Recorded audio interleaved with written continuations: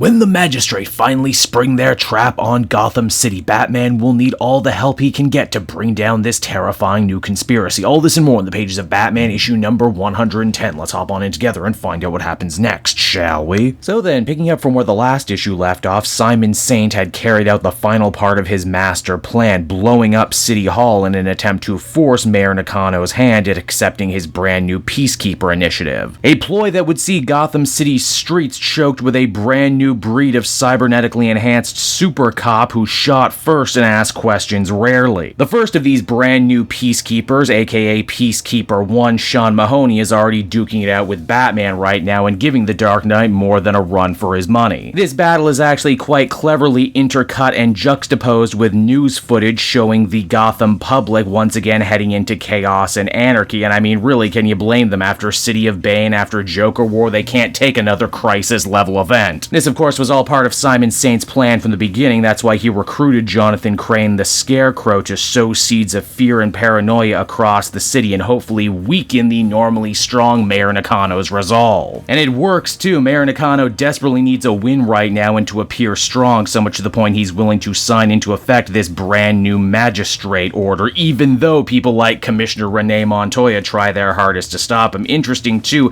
to see how Montoya feels now, given how we know how she'll feel in the future after reading those Future State books. Now back over with Batman, in between actual physical combat between him and Peacekeeper 1, the two men actually end up having a rather interesting moral battle as well. Batman starts by trying to get on through to Mahoney. After all, he was a hero guard of the A-Day attack, so maybe he's not all bad. Maybe he just hasn't realized how absolutely insane this is, blowing up a building in the city in an attempt to try and protect the city and make it a better place. Peacekeeper 1 fires back by saying that people in Gotham don't feel safe anymore and that it's all Batman's fault. After all, he's been hanging out with the likes of Catwoman. He's taken in Harley Quinn and Ghostmaker and the Clown Hunter, even the Unsanity Collective he didn't stop when given the chance. But that the Peacekeepers will change all of that and finally bring order to the lawless Gotham City. It's right here a small theme that we've seen developing across all of Tynion's run finally comes to the forefront here. And that is the battle between restorative justice and retributive justice. Usually Batman is all about eye for an eye retribution, but he's doing things differently now. He's trying to save Harley and Ghostmaker and Clown Hunter. And he's actually making real progress too, but Simon Saint and the Peacemakers would see all of that stop with a bullet if they could. And you know what? Batman's attempt at rehabilitating these former supervillains and troublemakers actually ends up paying off in a major way, as he is only saved from Peacekeeper 1 and the crumbling Simon Saint building by Ghostmaker and Harley coming on in to make the save. In fact, Ghostmaker puts his own life and body at great risk, all in an attempt to save Batman. Rather interesting considering he was totally fine letting him get killed only a couple arcs back. Harley proves to be quite useful too. Being a former doctor and patient at Arkham Asylum, she has insight into Sean Mahoney that no one else does. Apparently this guy had an infraction record as long as her arm. But surprise, surprise, when Arkham ended up getting destroyed, all their personnel files got destroyed with them, including everything that would show this dude for the gladiator wannabe cop that he always was. Batman figures if they're gonna bring down this big conspiracy, then they better start with the Scarecrow. After all, he's the one who kicked all of this into high gear, and they're still not entirely sure if he's pulling Saint strings or if it's the other way around. Now, while all that is going on, the newly mobilized Magistrate in their floating command center gets ready to move on the Unsanity Collective. After all, scapegoating them was one of the major stepping stones to their newfound power and authority. Miracle Molly and the others get ready to escape their base of operations, but end up getting caught by the Peacemakers anyway. They try and surrender, but it's made very clear that Mahoney is going to shoot them all anyway. Because after all, what's the point of unchecked judicial power and being backed by corporate America if you can't instantly abuse that newfound power? And so that was Batman issue number 110, everybody, and I gotta say, a lot of the stuff that James Tynion has been laying down throughout the entirety of his run on Batman are really starting to come together and click for me right now in this story. I mentioned the battle between the different sorts of justices that Batman and the Magistrate end up representing on their own, retributive and restorative. It's interesting because normally Batman is the guy on the side of retributive eye for an eye justice. And yet throughout this Tynion run, after losing his money and kind of being brought down to earth, we've actually seen Batman embrace a new way of fighting crime, and that is actually trying to help criminals become better versions of themselves, instead of just beating them up and carting them off to Arkham. Honestly, it took me a long time to put it together, but yeah, that's pretty much the story that's being told here, and I think it's a very modern interpretation of Batman. Likewise, I think there's actually a lot of great material to still be wrung from the Magistrate and the Peacekeepers as villains. I mean, think about it, they're a faceless, almost nameless, amorphous paramilitary group whose very existence corrupts the nature of justice in Gotham City and makes Batman have to completely rethink everything he's been doing. It's good stuff, and as we head into the next big Fear State storyline, I wonder how much connective tissue we're going to see between this story and the stuff we glimpsed already in Future State. Overall, I'd give this one a 9 out of 10. I was really digging this one.